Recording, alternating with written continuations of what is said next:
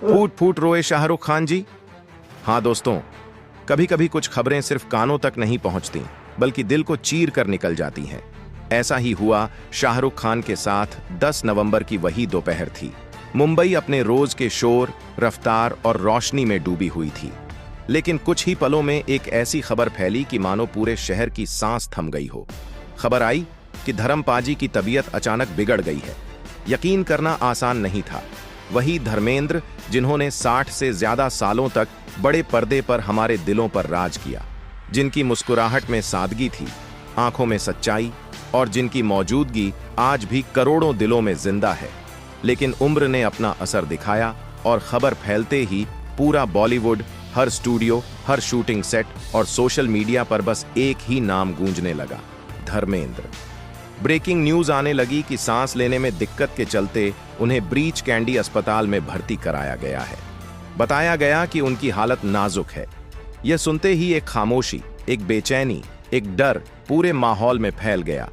अस्पताल के बाहर लोग धीरे धीरे जमा होने लगे। कोई हाथ जोड़कर दुआ कर रहा था, कोई धर्म जी की तस्वीर लेकर खड़ा था, तो कोई मन ही मन भगवान से कह रहा था कि धर्म जी को कुछ न हो। अंदर डॉक्टरों की टीम लगातार इलाज में जुटी थी। रिपोर्ट्स के मुताबिक सांस लेने में परेशानी बढ़ने पर उम्र को देखते हुए डॉक्टरों ने उन्हें ऑक्सीजन सपोर्ट से वेंटिलेटर पर रखा। वह होश में थे, लेकिन बेहद कमजोर। जैसे ही यह खबर मीडिया पर छाई, बॉलीवुड के बड़े बड़े सितारे अस्पताल की ओर रवाना होने लगे। सबसे पहले पहुंचे सलमान खान। भारी सिक्योरिटी के बीच जैसे ही सलमान ब्रीच कैंडी के बाहर दिखे, कैमरों की फ्लैशें चारों ओर चमकने लगी। सलमान ने न मुस्कुराया, न किसी सवाल का जवाब दिया। उनके चेहरे की गंभीरता बता रही थी कि वो भीतर से कितने परेशान हैं। उनके लिए धर्मेंद्र सिर्फ एक सीनियर नहीं, बल्कि पिता समान है। सलीम खान और धर्म जी के पुराने रिश्ते की झलक आज भी सलमान के शब्दों में दिखती है। वह कई बार कह चुके हैं, धर्म जी इंडस्ट्री के सबसे साफ दिल इंसान हैं।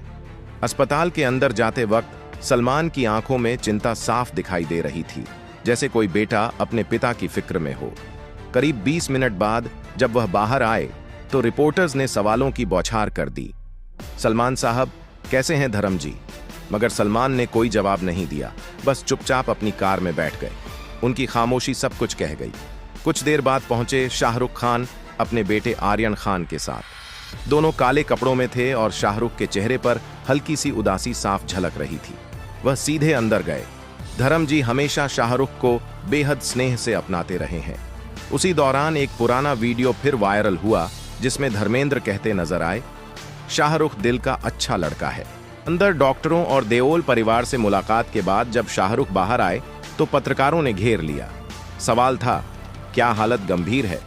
शाहरुख ने बस इतना कहा, हम सब दुआ कर रहे हैं। धर्म जी बहुत मजबूत इंसान हैं, भगवान सब ठीक करेंगे। इतना कहकर वह बिना कुछ और बोले कार में बैठकर रवाना हो गए। इसी बीच अमीषा पटेल भी पहुंची।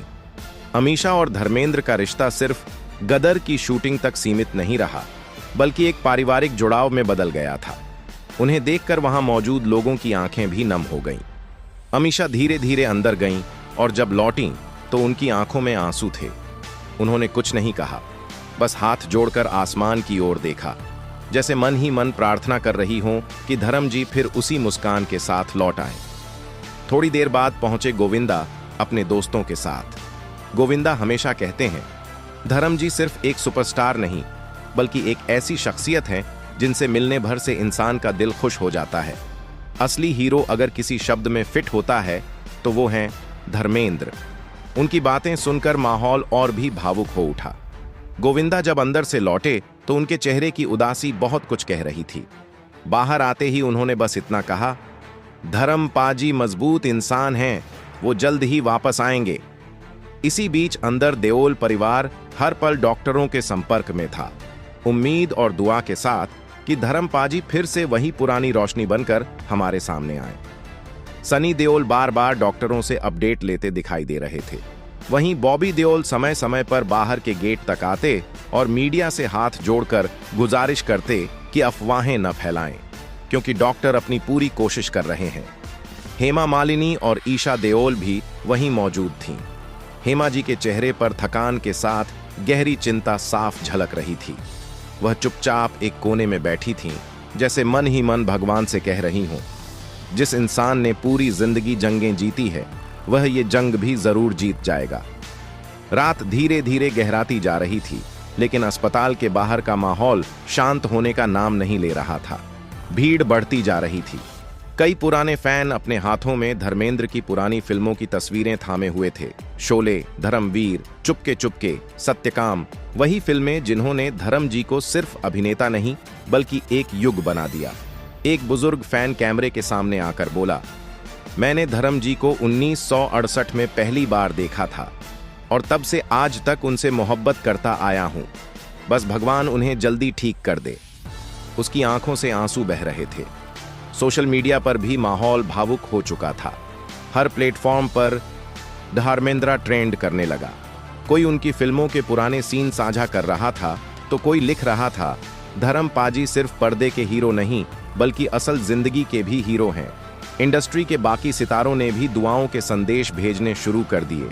अक्षय कुमार, अजय देवगन, संजय दत्त, रणबीर कपूर, सभी की तरफ से लगातार मैसेज आने लगे। रात करीब 2 बजे डॉक्टरों ने बयान जारी किया कि स्थिति क्रिटिकल है, लेकिन स्थिर, यानी हालत नाजुक जरूर है पर बिगड़ नहीं रही।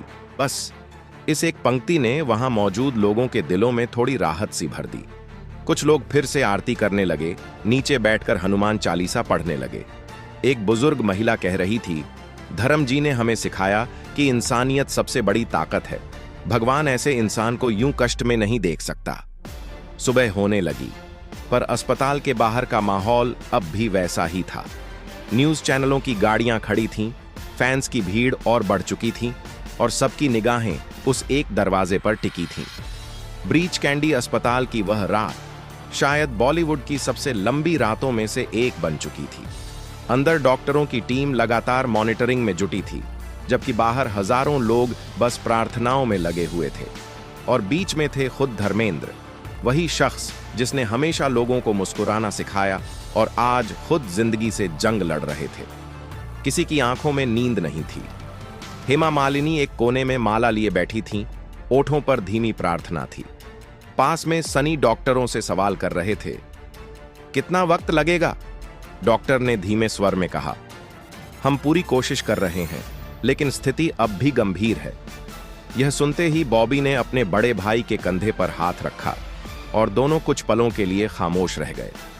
उसी दौरान आईसीयू से एक हल्की सी खबर आई। डॉक्टरों ने बताया कि कुछ देर के लिए धर्मेंद्र को होश आया था।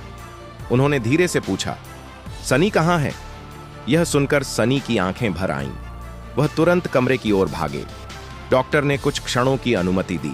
सनी ने उनका हाथ थामते हुए कहा, पापा, आप जल्दी अच्छे हो जाओगे।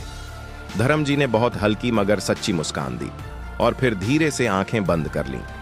बस वही मुस्कान बाहर खड़ी भीड़ में नई जान ले आई। लोग फिर से भगवान का नाम जपने लगे। सोशल मीडिया पर हर हिस्माइल ट्रेंड करने लगा। हर कोई कह रहा था, धर्म पाजी की मुस्कान लौट आई है, अब कुछ नहीं होगा।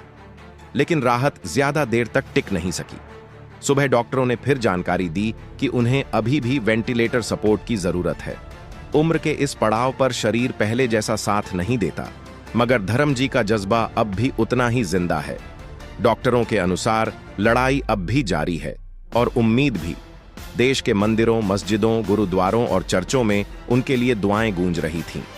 हर कोई कह रहा था, धर्म जी सिर्फ भारत के नहीं, इंसानियत के चेहरे हैं। इंडस्ट्री के पुराने साथी जितेंद्र, हेलेन, परेश रावल और प्रेम चोपड़ा भी अस्पताल पहुंचे।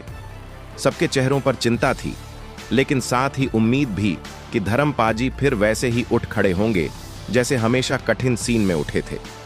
इस बीच जब अफवाहें फैलने लगीं तो सनी देओल सामने आए। उन्होंने मीडिया से कहा, पापा की हालत स्थिर है, बस दुआ करते रहें। उनके चेहरे पर थकान तो थी, पर विश्वास उतना ही मजबूत। धर्म जी का सफर मिट्टी से सितारों तक का रहा है।